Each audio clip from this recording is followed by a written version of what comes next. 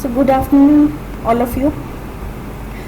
Today we are going to study the second topic in your special senses.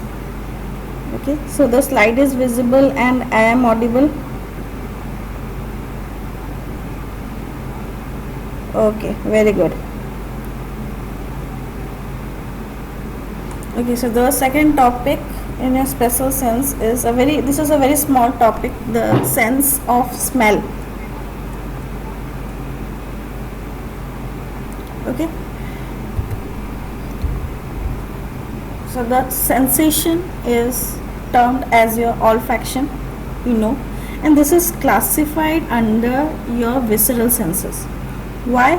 Because it has a very close association with the GI functions. Okay, so that is why olfaction, or you tell sense of smell, is classified under your visceral senses. Now the receptors for the sensation of smell are your chemoreceptors. So these are a very specific type of chemoreceptors. In the coming slides that you are going to know what are the peculiarities of the receptors of olfaction. Okay, so that is important. Receptors for smell are your chemoreceptors, and they are located in your olfactory mucosa of your nasal epithelium. Okay, so for animals, these sense of smell, it is useful for them to locate their mates, friends or foes, and for identification of territory. But for humans, the function of olfaction is it increases the quality of food by recognizing its flavor. Second, it enhances the social and emotional interactions by odors of perfumes, deodorants and fragrance of flowers. And third, it enriches memory. So these are the functions for both for your animals and humans. And the important thing is this: the receptors for smell are chemoreceptors, and they are a peculiar type of receptors that are present in the olfactory mucosa of nasal epithelium. Now coming to the site of olfaction. Okay, site of olfaction. So as I have told you, the stimuli for olfaction, they are detected by your specialized receptors, which are located in the free nerve endings of your olfactory nerves. Okay, and again for human beings and animals, those are different. Olfactory mucosa is present in the nose in the human beings, and your vomeronasal organ, those are present in the reptiles and certain mammals. Though this organ, which was previously assumed not to be found in the human beings, are now considered part of your olfaction. Now coming for your olfactory mucosa, these in humans, these structures of mucosa, it is present or it is confined to the upper 1/3 of nasal cavity. Upper 1/3 of nasal cavity. So in a very small position, and it includes your roof of your nasal cavity and the adjoining areas on the medial wall, that is the septum, and superior nasal concha on lateral wall. So these are the places where the olfactory mucosa is found. Roof of nasal cavity, adjoining areas on medial wall, and superior nasal concha on your lateral wall. So here in this diagram you can appreciate the olfactory mucous membrane, okay, the roof of your nasal wall. So this is the nasal cavity, this is roof of your nasal wall.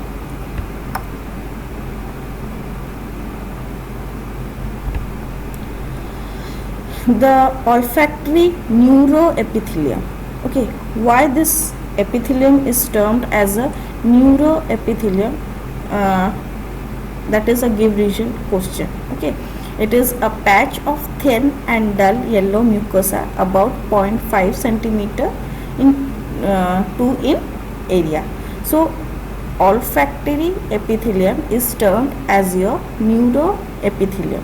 Okay, why? In the histology we will see the mucus layer covers the entire epithelium, that is your neuroepithelium. Now coming to the histology of your mucosa or the epithelium, it consists of 3 types of cells. The first set of cells are your receptor cells. Okay, so there are about 10 to 20 million receptor cells, very huge in number, present in your olfactory mucosa. So the receptor cells are your bipolar neurons which lie between your supporting cells. So the next type of cell is your supporting cells, and receptor cells lie between the supporting cells.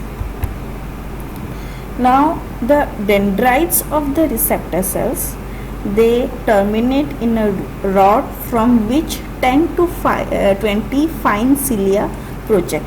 Okay, and will form a dense mat into the mucus layer of olfactory mucosa.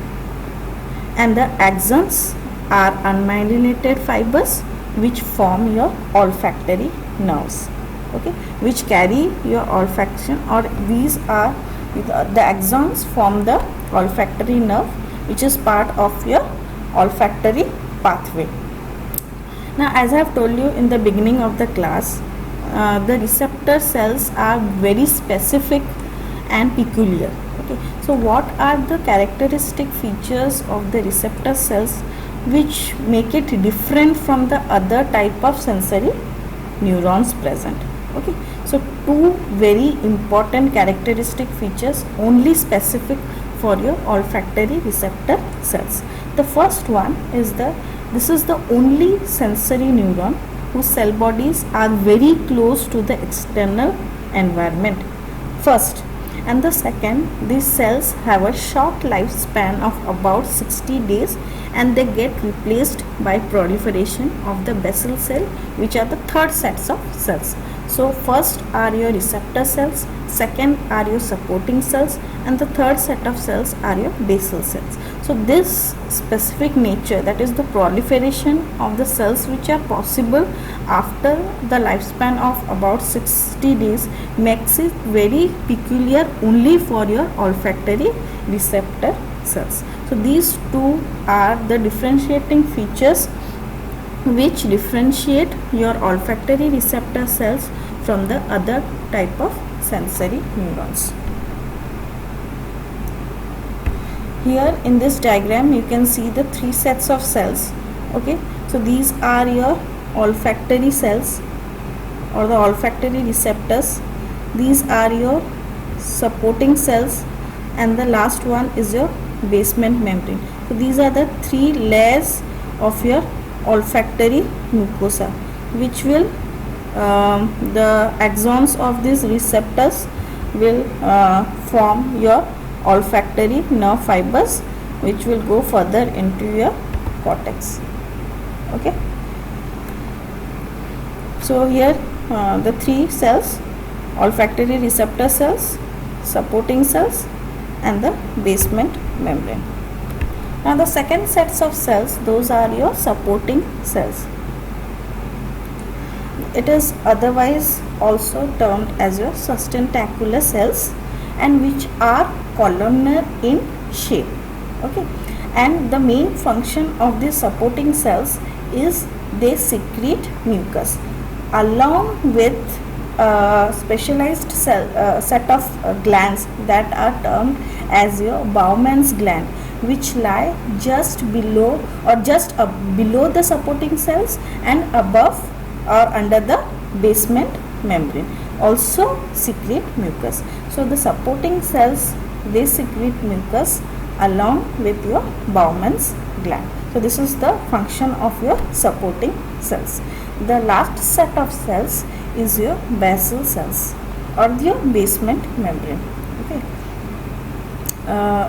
This set of cells are specific for because they are your stem cells, okay, from which a new set of receptor cells are formed after their lifespan of about 60 days. So the basal cells or the stem cells, they act as the baby cells for new receptor cells. So there is a continuous replacement of these receptor cells by the process of mitosis of your basal cells. So three sets of cell receptor cells, they are very specific only for your olfaction because they can proliferate, okay, and the cells which helps them to proliferate are your basal cells, which are your stem cells. Now supporting cells are present in between, receptor cells again are present in between your supporting cells, and the supporting cells along with the Bowman's gland, they secrete mucus. One more specific thing about the receptor cells is that they have cilia, and the supporting cells, they have microvilli. Okay, so this is one of the characteristic features. One of the receptor set, they have cilia, and supporting cells have microvilli. Now coming to the nerve supply of olfactory mucosa, two sets of nerves. One is specially the special sensory nerves innervating the olfactory mucosa are a set of 15 to 20 bundles of your olfactory nerve fibers, which are your first cranial nerves. Function of this, as you all know, is for your sensation of smell. But the general sensory nerves, they are the branches of your trigeminal nerve, that is your fifth cranial nerve. So what is the function of this trigeminal nerve? The irritative character of some odorants, which we'll see later on, okay, result from the stimulation of the free nerve endings of your trigeminal nerve. So only specific for some kind of odorants, that is your trigeminal nerve, and the special sensation is through your olfactory nerve.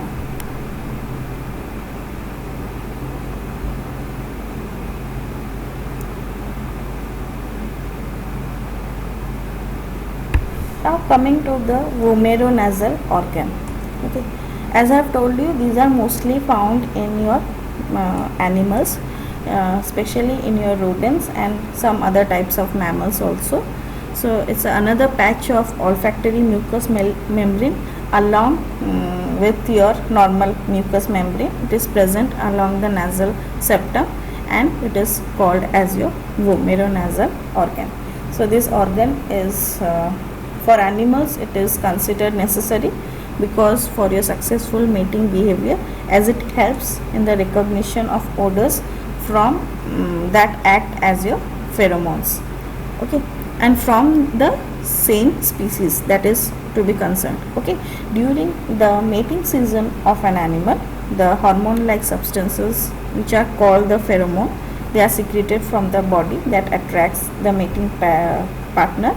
The pheromone of each species has a specific odor that is identified by the mating partner of your same species. So vomeronasal organ, it is specific to your rodents and some other kinds of mammals, which help for your successful mating behavior.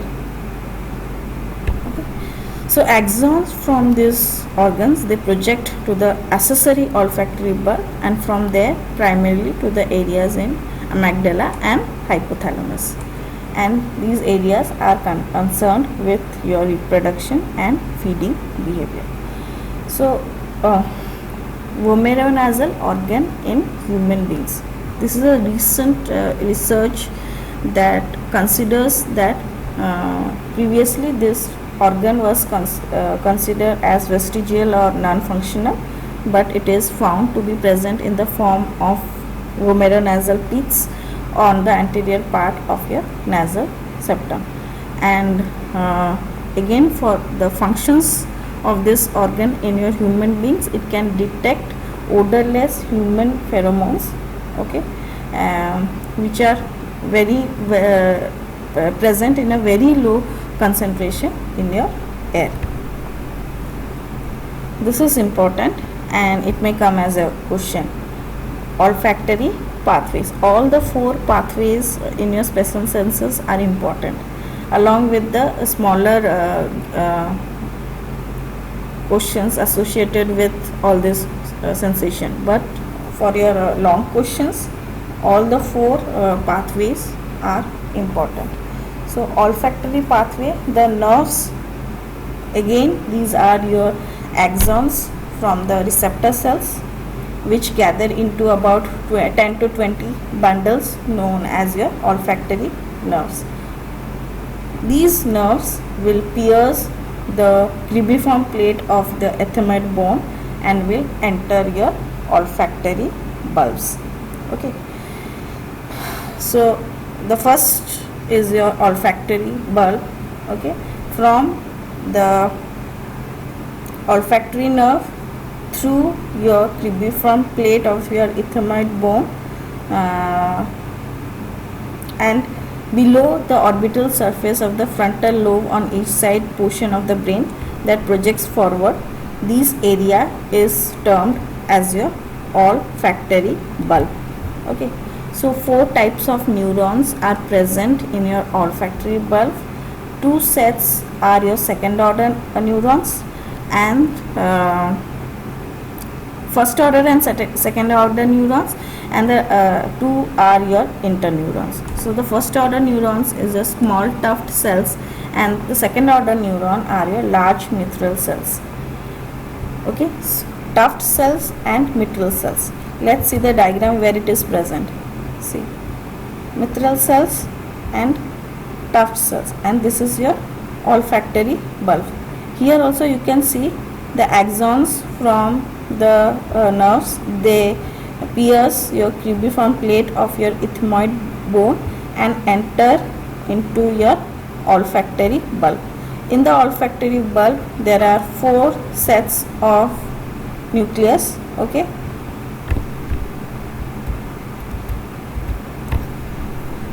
first one, tuft cells, mitral cells, periglomerular cells or PG cells, and granule cells. So your periglomerular cells and granular cells. So 4 sets of neurons or cells present in your olfactory bulb. Now the second is your olfactory glomeruli.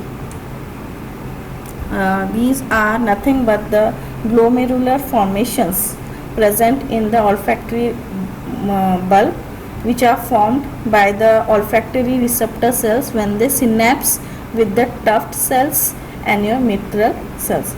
So the first order neurons converge on the second order neurons, and these convergence will increase your olfactory sensitivity.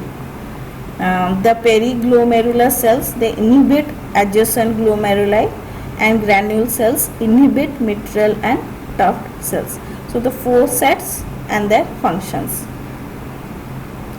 Next in the pathway is your olfactory tract. Okay, first, cells which are present in your olfactory bulb. Second, glomeruli. Third is your tract.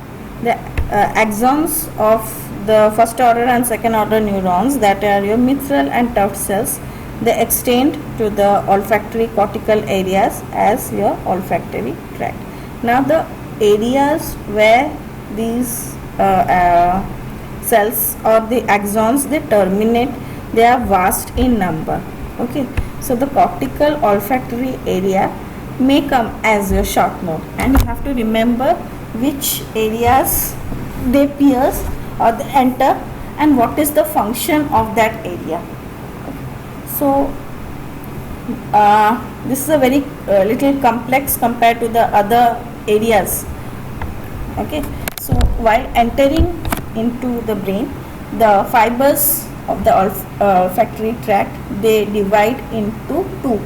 One is the lateral one, olfactory stria, and the next is your medial olfactory stria. So the fibers, they terminate in the apical dendrites of your pyramidal cells of the olfactory cortex.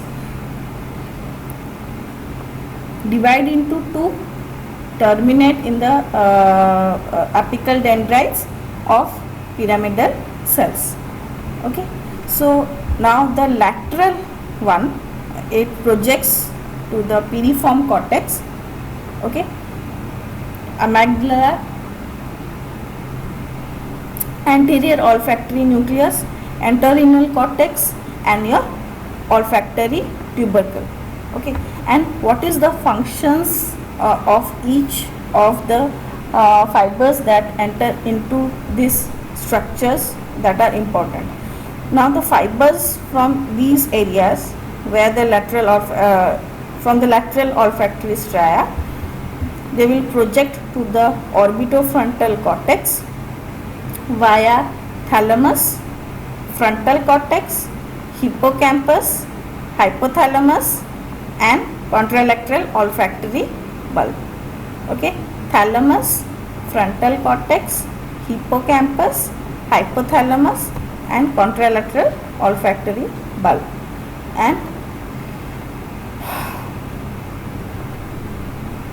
now coming to the function of each of the structures where this olfactory lateral olfactory stria project.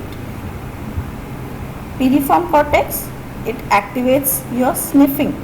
Okay, sniffing activates the piriform cortex. Amygdala involves your emotional response associated with smell. Okay, entorhinal cortex is concerned with your olfactory memories. Lateral and anterior orbitofrontal cortex of frontal lobe, it is concerned with your conscious perception and differentiation of odors. Okay, so four things: sniffing activates the piriform cortex, amygdala evokes your emotional responses which are associated with your smell, entorhinal cortex is concerned with your olfactory memories, and your lateral and anterior orbitofrontal cortex, it is concerned with your conscious perception and differentiation of odors. Now if diagrammatically olfaction is represented, it is asymmetrical in your orbitofrontal cortex because the right side of the olfactory cortex is bigger than your left side. So in lesion of your orbital frontal cortex, capacity to discriminate odors, it is lost. Now lateral is over. The medial olfactory stria, it projects to the septum and hypothalamus that will mediate various autonomic responses. Those are associated with your smell. The fibers also will project to your dorsal motor nucleus of vagus that will mediate your parasympathetic responses to your smell.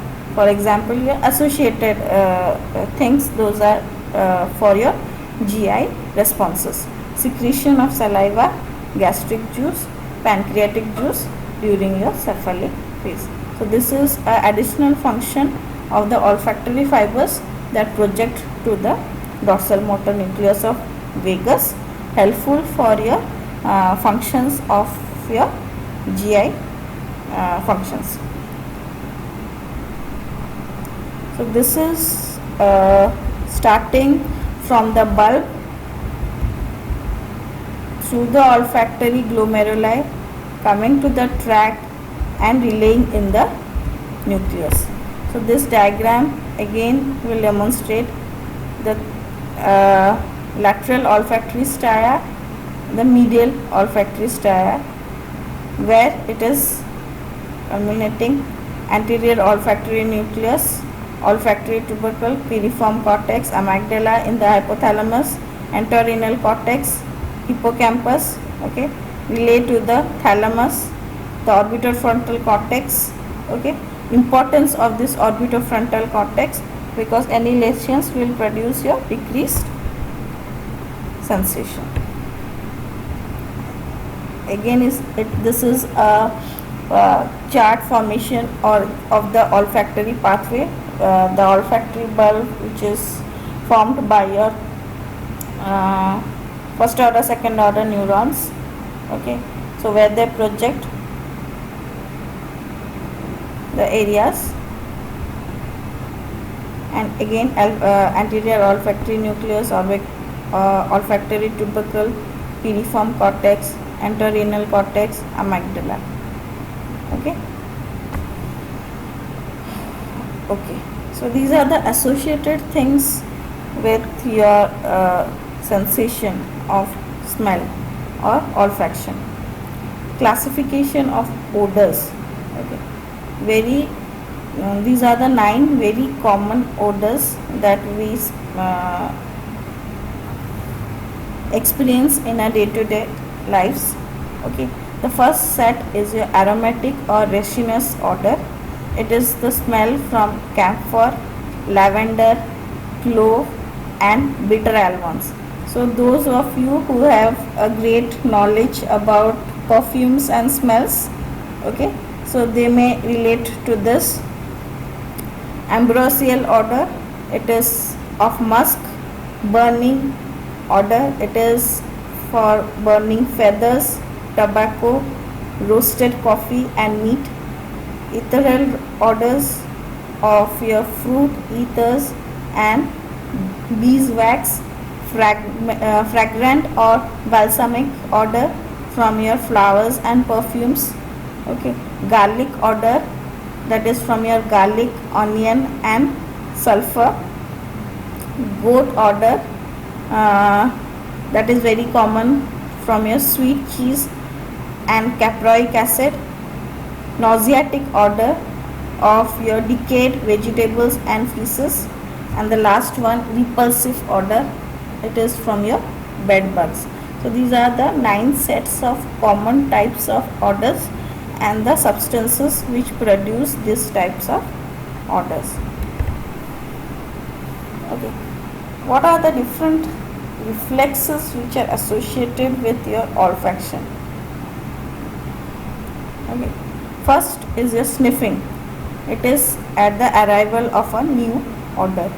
Second, salivation or your gastric secretion and pancreatic secretion at the smell of food. Third is your sneezing, lacrimation, and in extreme case it is of respiratory inhibition in response to your irritant odors. So they may be from chemicals like chlorine, ammonia, methanol, peppermint, which stimulate the naked nerve endings of your trigeminal pain fibers, and they are presented to the olfactory mucous membrane. So they will produce unpleasant and burning sensation because of this nerve, that is your trigeminal nerve. The fourth reflex is your vomiting. It is in response to a foul smell. So 4 set of reflex: sniffing, salivation, sneezing and lacrimation and vomiting. What are the applied diseases which are associated with your sensation of olfaction? First one, hyposmia and anosmia. So hyposmia is decreased sensation of smell and anosmia is absence of smell. So what are the causes for this? Very common is your common cold, okay, old age, fracture in your cribriform plate which damage the olfactory epithelium, injury to the nerve fiber or the olfactory bulb. Okay, so the sensation are not carried to the cortex.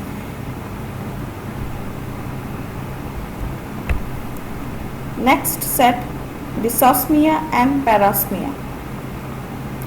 So Dysosmia is distorted smell, and parosmia is perverted smell. That means the normal smell, it changes for the patient.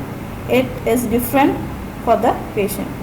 So for example, the patient will perceive an offensive odors as pleasing as a normal smell, or it may be vice versa. And parosmia is usually a feature of the temporal lobe epilepsy. So in this condition, what happens, very interesting. Okay, so it's an irritating lesion in the olfactory areas of the temporal lobe, which cause hallucinations of commonly manifesting an imaginary repulsive smell, okay, which may not be present, and it is also associated with your movement of your lips and tongue. All these are hallucinations of the smell present. That is your parosmia. Test of olfaction. Okay, so how it is done clinically, this again you will do it in your practical classes. Demonstration will be done.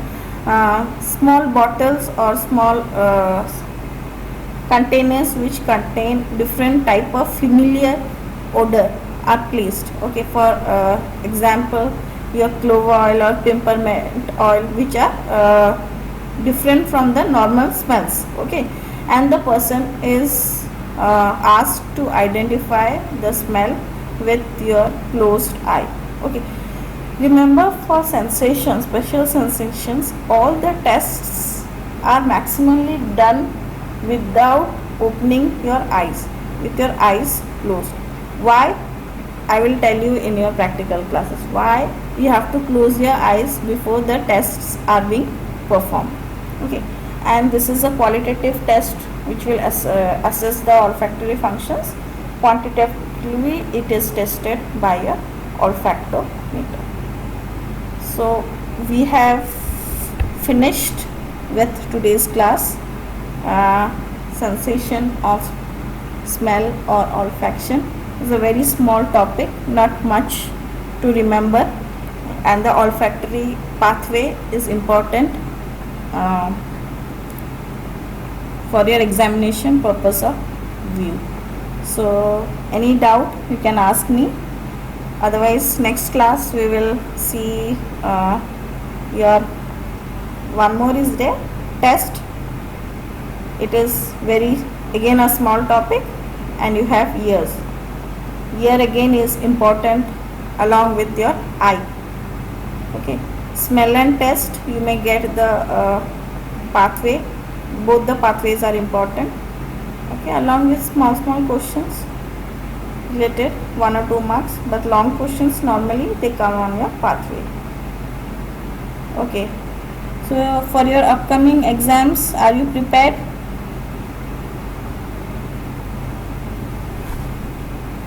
You have exams on Monday, physiology exam on Monday.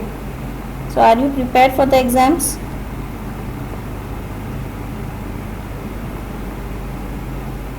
Why only one answer? Okay, yes. Others almost. Okay, very good.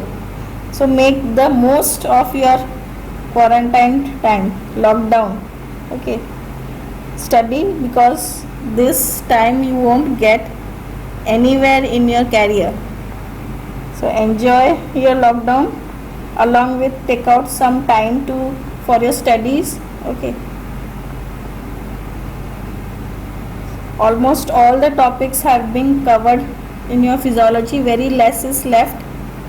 So in any of the topics, if you are having any doubt after your normal topics have been covered, you can send those topics which you want to get it cleared again, so we can have a revision classes on those topics. Okay, so you can convey the topics to your CR. Okay, he may make a chart and give it to us, so that we can cover those topics if you want.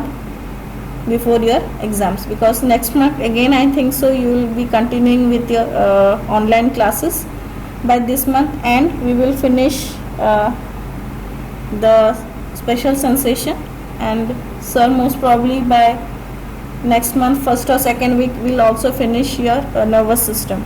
So we have quantity time also left for revision. Any of the topics which you people want us to revise, you can tell us, otherwise we may consider some of the important topics for discussions. Okay, thank you all.